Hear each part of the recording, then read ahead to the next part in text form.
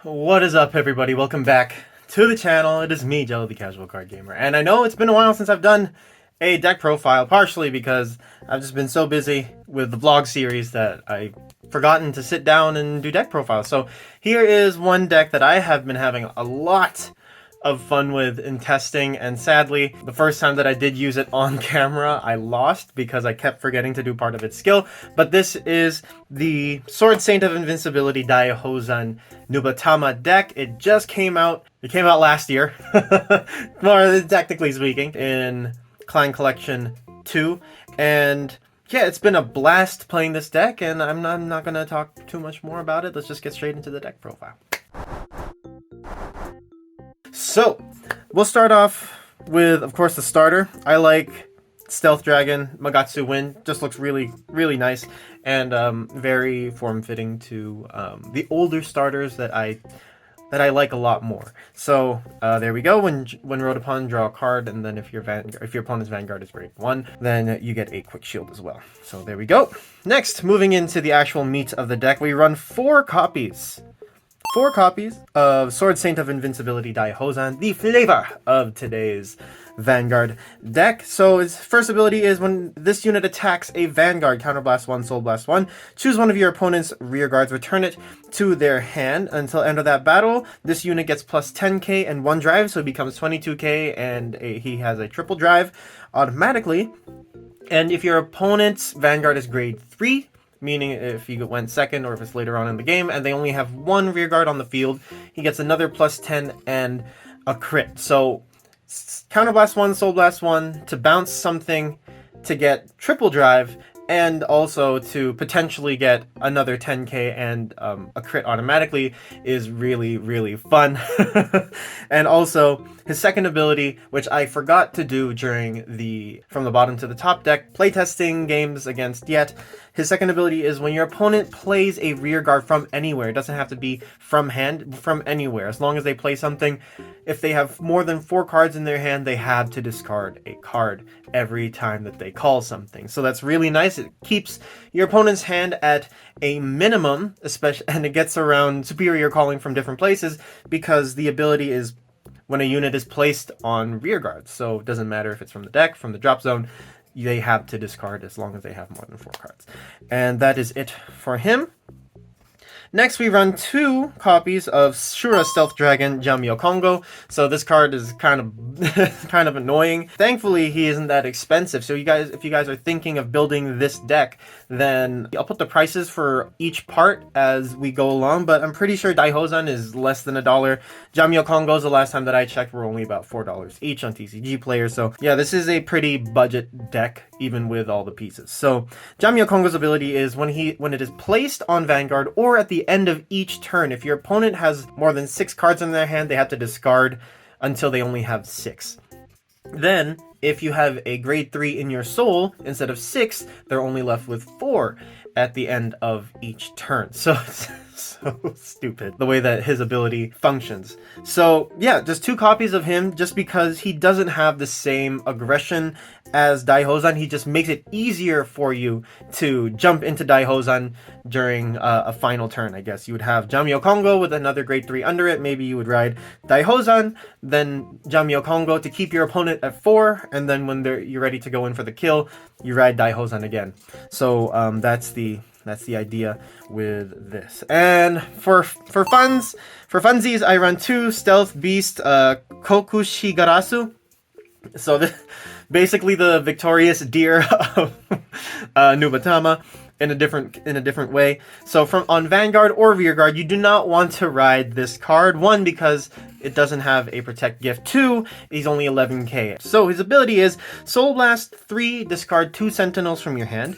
This unit will get plus 15 until the end of turn, and if your opponent's Vanguard is grade 3 or greater, you bounce all of your opponent's rear guards back to their hand, and as long as they bounce at least 1 card, they have to discard 5 cards. So if your opponent has, for example, you ride Daihouzan, then you ride Jamio Kongo, and then you go back into Daihouzan, they'll have 4 cards in their hand.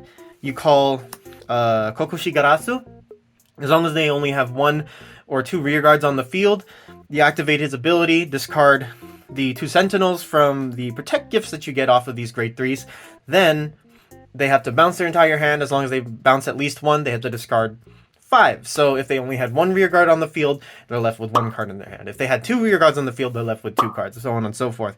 So, yeah, the plays that you can do with this deck are really, really, really annoying. But as you can also see, there's a lot of soul blasting. So that's one of the things that you have to keep in mind while playing this deck. But there are a certain couple of things that I put in the deck to make sure that there is still a decent amount of soul for it. So those are our grade 3s. Next, we go into the grade 2s. We run 1, 2, 3, don't know why these are not in order, 4 copies of Sword Master of Successive Victory Daihouzan. So his ability is, on Vanguard or Rearguard, when he attacks a Vanguard, choose one of your opponent's Rearguards, bounce it to their hand, and if your opponent's Vanguard is grade 2 or greater, he gets plus 10k until the end of turn, until end of battle. So he's a 19k attacker by himself as long as your opponent has something on the field for you to bounce back to their hand, which means he can attack by himself as well, just in case you don't have any boosters behind him.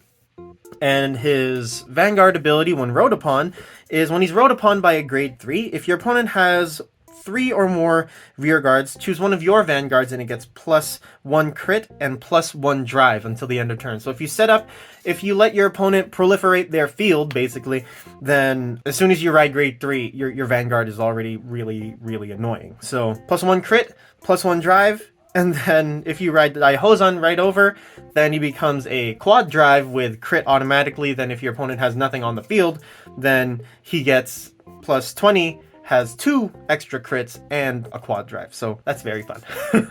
Also, one thing to note, his on-attack ability is mandatory. So as long as there is something to bounce, you have to bounce stuff. Next, we run 4 copies of Stealth Beast Tamahagane. So his ability is, when placed, Soul Blast 1, choose one of your opponent's rear guards and return it to their hand. If a card was returned, then your opponent discards a card. So that's nice. It's an indirect discard of something from their hand. If they just discard the rear guard, at least you basically retired something for a Soul Blast 1, which isn't that bad either. Then if your opponent's hand has 4 cards or less, he gets plus 5k. So as long as you're grade 3, it'll be a 14k attacker. That's it for Tamahagane. Then the last grade 2 that we have on the list is Stealth Rogue of 1,000 Blades, Oboro Zakura. So when placed on rear guard, if you have 3 or more units, counter blast 1, he gets plus 6k, and then if you only have 1 or less face-up counter blasts, then you can also soul charge 1. So these are one of the cards that let us soul charge. And thankfully, it's not the only thing that we have available to us in the deck to make sure that we have a healthy amount of soul throughout the game. Next, moving into the grade 1s, we run 4 Katari Gitsune, our grade 3 searcher. And during your turn, if you have a token unit, sadly, this deck does not run any token units, so really just for the grade 3 search to make sure that you have all 3 grade 3s in your hand ready to go once you're able to really just final turn your opponent.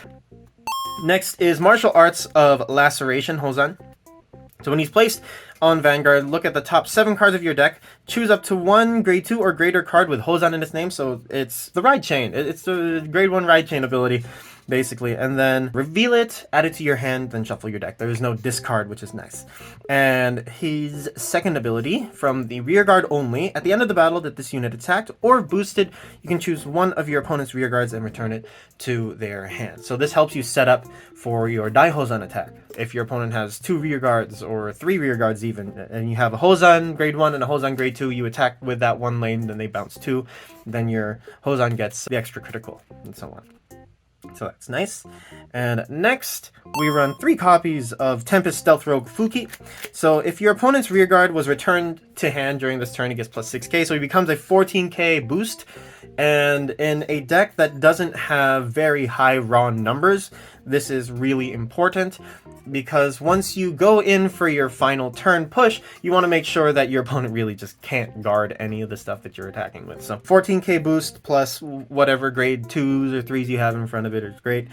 And yeah, that's it for Fuki. I would probably run 4 and maybe take out 1 grade 3 searcher and just add in another Fuki, but that's really up to you guys if you plan on going this route. And last but not least, we have Stealth Rogue of Gold Hooks Algita. So when it attacks or boosts, if your opponent has 1 or less rear guards, you can put a grade 2 or less card from your drop zone into your soul. So this helps us refill the soul, and the nice thing about Algita is that as long as your opponent meets the criteria of having 1 or less rear guards, so you just have to time your attacks a little more carefully, you get to constantly refill your soul with things that you know are not triggers coming from your deck that you can still trigger off.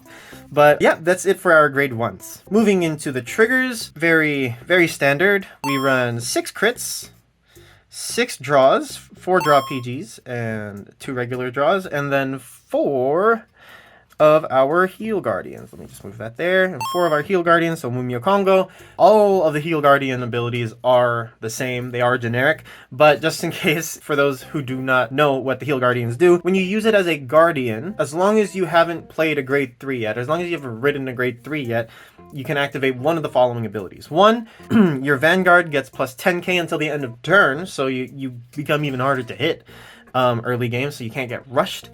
And second, choose one of your opponent's units and it gets -2 crit until the end of that turn. So if your opponent's trying to attack you with a restanding Vanguard, good luck getting around the -2 crit.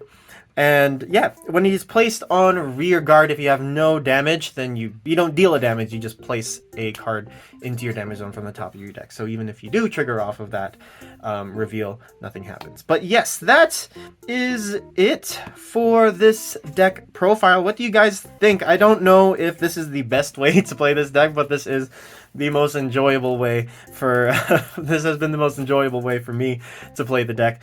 And yeah, that is all. I hope that you guys enjoyed. Make sure that you like and subscribe. Leave your comments and suggestions down below. And don't forget to tell your friends if you think that they'll enjoy what we got going on. And I will see you guys in the next one. I am Jello the Casual Card Gamer.